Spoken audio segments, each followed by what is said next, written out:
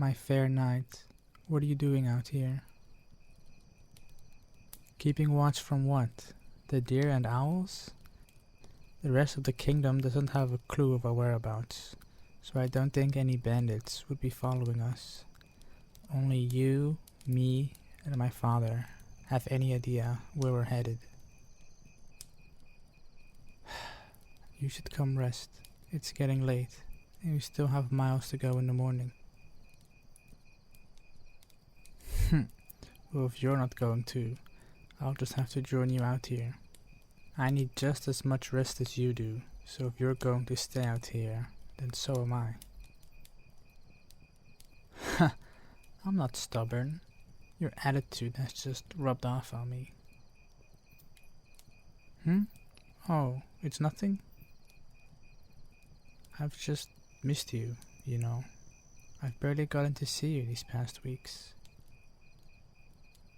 I don't know if a few quick glances in the courtyard truly count as seeing you. It's just nice to be able to be near you, to be able to do this.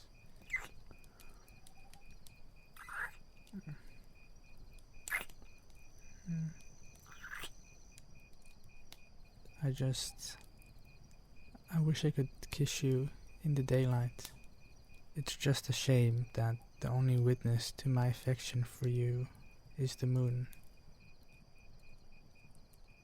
Sometimes this is just a silly fantasy, but I think about if we met in different circumstances.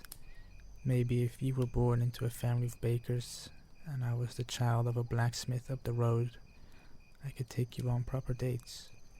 I could take you on a picnic at the hill that overlooks the sea. Would be able to take you to the summer festival and see you dressed up in the solstice sunlight. You would just be normal people. No crown, no royal oath, no duties. Yes, I know it would be impossible. That's why it's just a fantasy. I'm not actually asking you to leave your post and run away with me. I know how much it meant to your family when you got knighted. It doesn't make sense why you give so much for a kingdom that doesn't care about you. What do I mean? I've sat in on enough of my father's meetings with the military leaders to know that they don't care about you knights.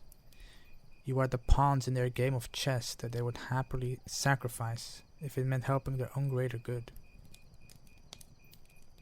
Yes, I know you pledged an oath to the kingdom, but for God's sake, you're only 14. Why should they be asking children to sign away their lives to be a cog in this gilded machine?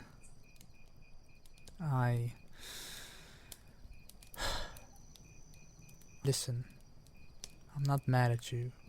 I'm mad at the system. And I care about you. And I wish you weren't put in so much danger. I know you wouldn't give up your... I do know about having duties. What do you think it means to be royalty? I know I talked about leaving duties, but I know I couldn't just drop everything on a whim. It was just some silly fantasy. I know that if I left, I would be a traitor to the kingdom, and even worse, a disappointment to my father. I must put the kingdom first. That's why we're on this trip, after all. You weren't told. The whole point of this trip is to meet a potential suitor from the neighboring kingdom. I know. You think I'm happy about this arrangement? I'd rather be anywhere else than going to some snobbish kingdom to meet some royal that cares more about how much land our kingdom has than if I can even speak. I don't know if I will have to marry this suitor or if my father just wants me to talk with them, but I think the hope is eventually we will join our lands. No, it's not ideal, but it's for the good of the kingdom. How am I being a hypocrite? The kingdom has given everything for me, so I should give everything in return. This duty has been placed onto me to represent the kingdom, and it's a duty I must bear. The people look to me as a beacon of hope. I am their future. I'm not a pawn like you. You are one of many knights that may come and go, while there's only one of me. Sure, my parents could just have more kids, but look, it's already set that I'm going to be married, and this is final. Nothing you or I say will be able to change that. I do care about you. It's just that I will always put the kingdom first, no matter what. Even if that means setting aside my personal feelings. If it were up to me, I'd have someone else in line for the throne, and I would make sure you never had to put your life on the front lines again. But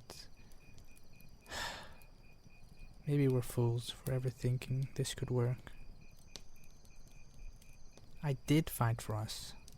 At least, I tried to. Oh yeah? What else could I have done? Begged and pleaded with my father to let me sacrifice the betterment of the kingdom for romance? What kind of selfish person would I be to ask that? As unfortunate as it is, our fates have been sealed the moment I was born and the moment you swore that oath. And maybe in another life we could be just two people with no responsibilities and no duties. But this is who we are. And how foolish of us to think that we could alter our destined fates.